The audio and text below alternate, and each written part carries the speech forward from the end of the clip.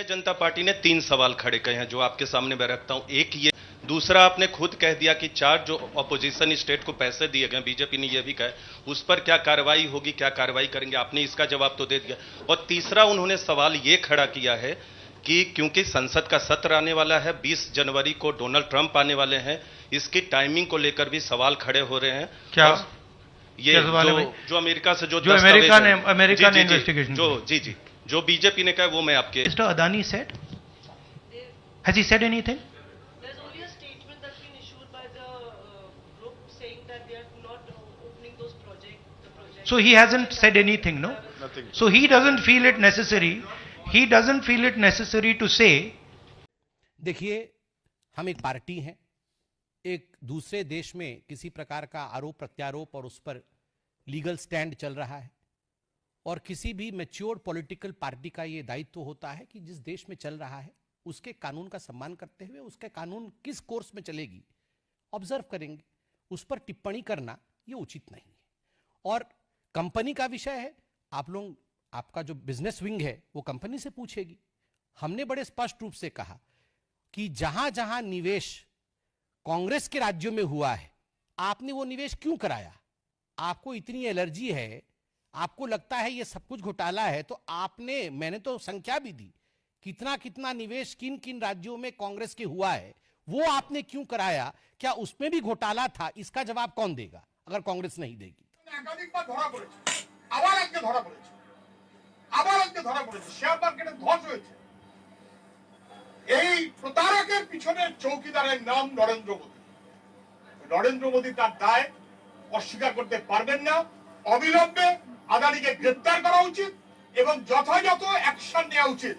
আগামী 48 ঘন্টার মধ্যেই কি গৌতম আদানি গ্রেপ্তার হবেন, এমনই খবর বাতাসে উঠছে। আমেরিকার আদালতে শেয়ার বিক্রিতে গৌতম আদানি কোটি কোটি টাকা ঘুষ দেওয়ার চেষ্টা করেছেন বলে অভিযোগ, এবং আমেরিকার আদালতে তিনি দোষী সাব্যস্ত হয়েছেন। আদালত গ্রেপ্তারের নির্দেশ দিয়েছে। ভারতে খবর পৌঁছানো মাত্র সর্বভারতীয় কংগ্রেসের সর্বোচ্চ নেতা রাহুল গান্ধী আজই গৌতম আদানির গ্রেপ্তারের দাবি করেছেন। অন্যান্য বিরোধী দলের পক্ষ থেকেও একই দাবি তোলা হয়েছে। যদিও গৌতম আদানি বলেছেন কোনো অবৈধ কাজ তিনি করেননি। বিজেপি গলা চড়িয়ে বলেছে বিজেপি বিরোধী আমেরিকান ব্যবসায়ী সোরসের সঙ্গে কংগ্রেসের একটি চক্রান্ত চলছে। কি ঘটেছে আসলে, একটি প্রতিবেদন। বড় ধরনের বিপদের সম্মুখীন হয়েছেন বিশ্বের অন্যতম ধনী গৌতম আদানি। তার বিরুদ্ধে 2237 কোটি টাকা আধিকারিকদের ঘুষ দেওয়ার প্রস্তাব দেওয়া হয় সৌরবিদ্যুৎ প্রকল্পের অর্ডার পেতে। এই চুক্তি সম্পাদন করার জন্যই এই ঘুষের প্রস্তাব, এমনটাই খবর। ঘুষকাণ্ডে নাম জড়িয়েছে গৌতম আদানির ভাইপো সাগর আদানি, আদানি গ্রিন এনার্জি লিমিটেডের সিইও বিনীত জৈন ও রঞ্জিত গুপ্তা, রূপেশ আগরওয়াল, অস্ট্রেলিয়া ও ফ্রান্সের নাগরিক সিবিল ক্যাবানেস, সৌরভ আগরওয়াল ও দীপক মালহোত্রার। নিজেদের পক্ষে সওয়াল করে আদানি গ্রুপ বলেছে কোনো অবৈধ কাজে সংস্থা জড়িত নয়, তবে প্রস্তাবিত ডলার ভিত্তিক বন্ড বিক্রি তাঁরা আপাতত স্থগিত রাখছেন। আমেরিকার বাজারে 60 কোটি ডলারের বন্ড ছাড়ার কথা ছিল গ্রিন এনার্জির। নিউ ইয়র্কের ইস্টার্ন ডিস্ট্রিক্টের ইউএস অ্যাটর্নি অফিস থেকে জারি করা বিজ্ঞপ্তিতে এই অভিযোগ করা হয়েছে। অভিযোগ সম্পর্কে আদানি গোষ্ঠীর বক্তব্য, যুক্তরাজ্যের বিচার বিভাগ ও সিকিউরিটিজ অ্যান্ড এক্সচেঞ্জ কমিশন একটি ফৌজদারি ও একটি দেওয়ানি মামলা করে, সেখানে আদানি গোষ্ঠীর আধিকারিকদের যুক্ত করা হয়েছে। আদানির এই বিশাল অঙ্কের অবৈধ ঘুষ নেওয়ার বিষয়টি আমেরিকার আদালতে অপরাধ হিসেবে গণ্য করায় ভারতের বিরোধী রাজনৈতিক দলগুলি অবিলম্বে গৌতম আদানির গ্রেপ্তারের দাবি তুলেছেন। বিজেপিও চুপ করে বসে নেই, কেননা দুদিন পরেই শুরু হচ্ছে সংসদে শীতকালীন অধিবেশন। সেই সময় সংসদ যে সরগরম হবে তা বলাই যায়। বিজেপির তরফে এও বলা হচ্ছে ট্রাম্প জেতার পর আদানি গোষ্ঠী এক চিঠিতে ট্রাম্পকে জানিয়েছিলেন আমেরিকায় তারা 84,000 কোটি টাকার বেশি নিয়োগ করবেন, ফলে সেখানে 15,000 বেকারের চাকরি হবে। বিজেপি আরও জানিয়েছে বাইডেন চেয়ার ছাড়ার আগে আমেরিকার আদালতগুলিতে বামপন্থী বিচারকদের বসিয়ে যাচ্ছেন, যাদের সঙ্গে এদেশের বামপন্থী দলগুলি ও রাহুল গান্ধীর সুসম্পর্ক আছে। এমনটাই নাকি অভিযোগ ট্রাম্পের। বিজেপির সম্বিত পাত্র বলেছেন যে রাহুল গান্ধীর ভাগ্যই তো মামলায় ঝুলে আছে, তিনি অন্যের দিকে আঙুল তোলেন কি করে? দিগদর্শনের দর্শকদের নিশ্চয়ই মনে আছে 2017 সালে নাথান অ্যান্ডারসন একটি গবেষণামূলক প্রতিষ্ঠান খোলেন হিন্ডেনবার্গ রিসার্চ নামে।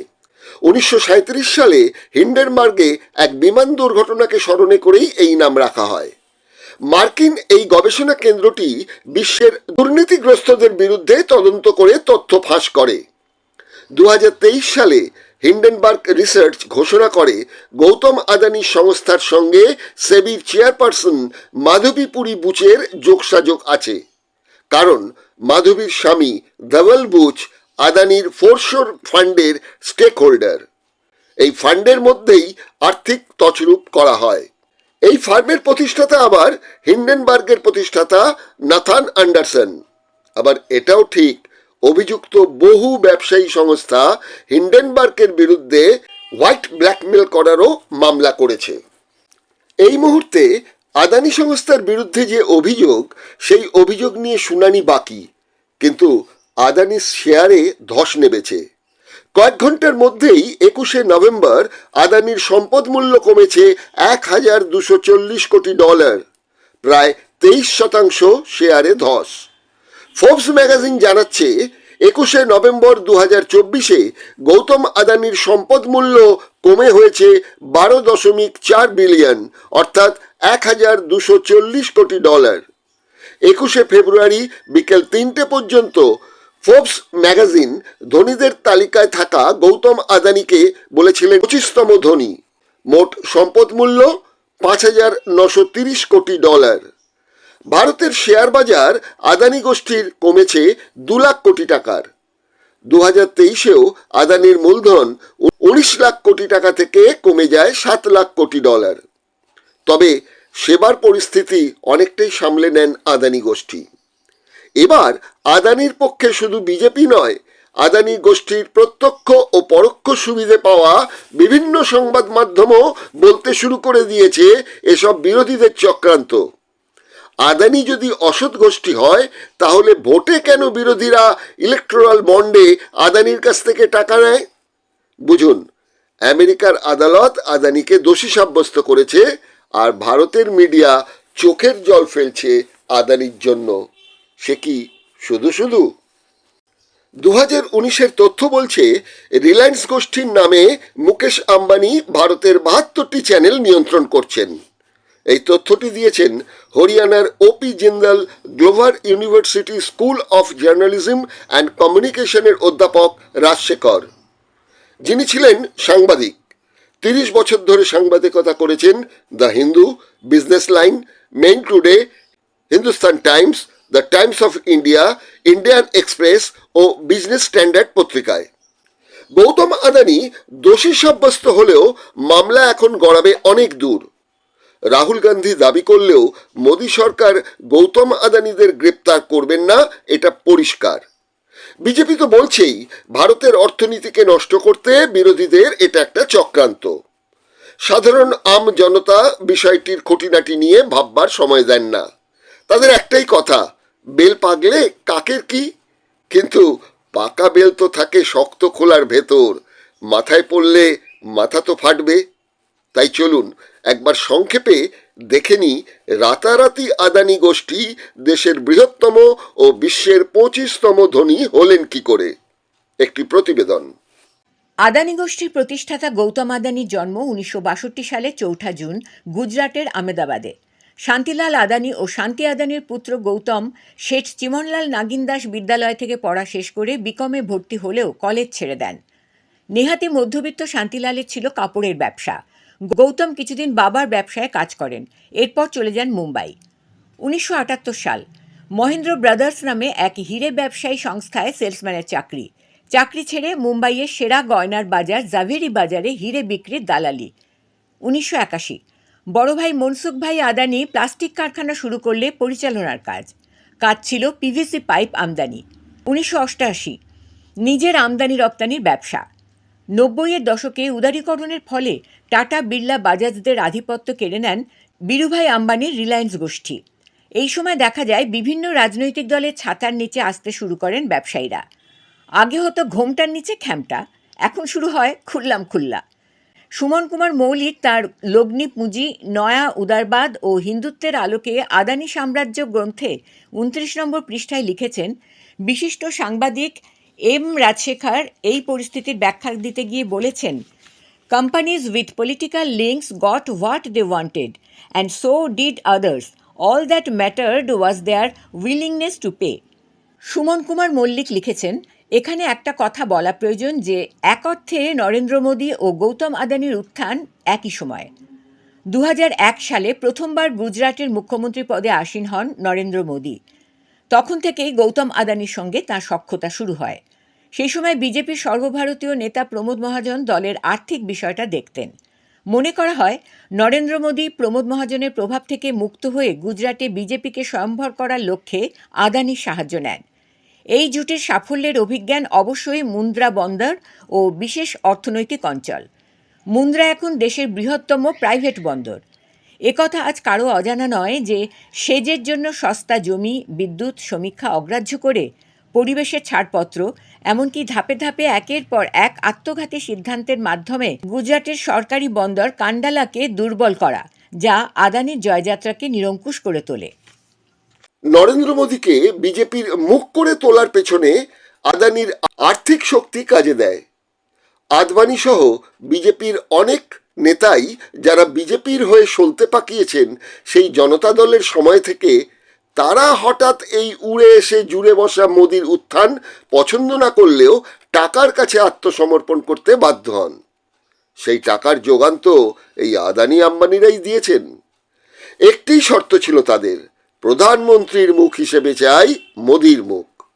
তবে 2023-এর হিন্ডেনবার্গ রিপোর্ট বা এখনকার ঘুষ দেওয়ার, অবৈধ পথ নেওয়ার আদানিদের বিরুদ্ধে অভিযোগ কিন্তু এই প্রথম নয়।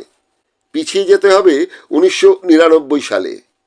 কাস্টম ডিউটি ফাঁকি দেওয়ার অভিযোগে গৌতম আদানির ছোট ভাই রাজেশ আদানি, যিনি এখন আদানি গ্রুপের ম্যানেজিং ডিরেক্টর, তাকে গ্রেপ্তার করে ডাইরেক্টর অফ রেভিনিউ ইন্টেলিজেন্স। 2013 পর্যন্ত এই রকম বহু দুর্নীতির অভিযোগে বেশ কয়েকবার গ্রেপ্তার হয়েছিলেন গৌতম আদানি নিজেও। 2004 থেকে 6-এ আদানি গ্রুপের ভগ্নিপতি সমীর ভোরার বিরুদ্ধে হীরের ব্যবসায় জালিয়াতি ও দুবাই সিঙ্গাপুরের মতো কর ফাঁকির স্বর্গদেশগুলিতে টাকা পাচারের অভিযোগ হয়। কাস্টমস মোটা টাকা জরিমানা করে, কিন্তু নরেন্দ্র মোদী প্রধানমন্ত্রী হওয়ার পর 2015 সালে সেই তদন্ত বন্ধ করে দেওয়া হয়। 2007 সালেও সেবি আদানি গ্রুপ ও বিতর্কিত কেতন পারেখ অ্যাসোসিয়েশনের শেয়ার বাজারের প্রবেশে কিছুটা সময়ের জন্য নিষিদ্ধ ঘোষণা করেছিল। প্রধানমন্ত্রীর আনুকূল্যে 2018 ডিসেম্বর থেকে 2019 ফেব্রুয়ারি এই 3 মাসের মধ্যে দেশের আহমেদপুর, জয়পুর, তিরুবনন্তপুরম, লখনৌ, ম্যাঙ্গালোর ও গৌহাটির 6টি বিমানবন্দর আদানিদের হাতে তুলে দেওয়া হয়। এতদিন দরপত্রে পূর্ব অভিজ্ঞতার যে বিষয়টি রাখা ছিল সেটিও রাতারাতি বাদ দিয়ে দেওয়া হয়। 2023-এর এপ্রিল মাস ভারতের তৃতীয় বৃহত্তম সিমেন্ট উৎপাদক সংস্থা শ্রী সিমেন্ট, যার পরিচালক বাঙ্গুর গ্রুপ, সাঙ্ঘি ইন্ডাস্ট্রি নামে একটি ক্ষুদ্র সিমেন্ট কারখানা অধিগ্রহণের জন্য অগ্রসর হয়।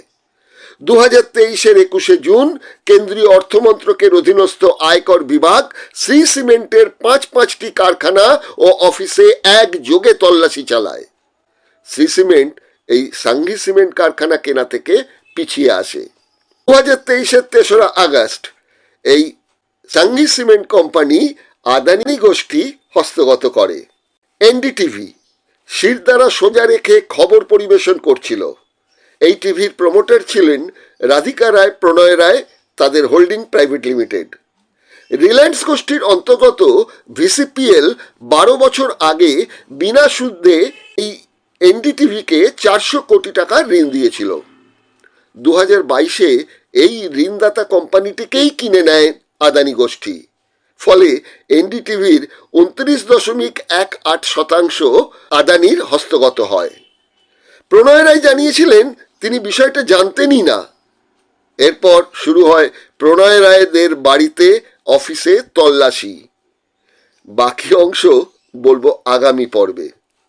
এই প্রথম পর্বটি কেমন লাগলো লিখে জানাবেন, মন্তব্য করবেন, শেয়ার করবেন।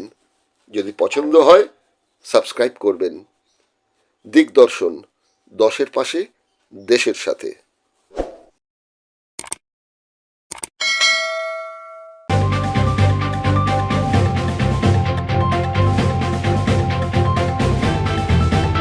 রংহীন সংবাদ আর অজানা তথ্যের জন্য দেখুন দিগদর্শন, 10-এর পাশে, দেশের সাথে।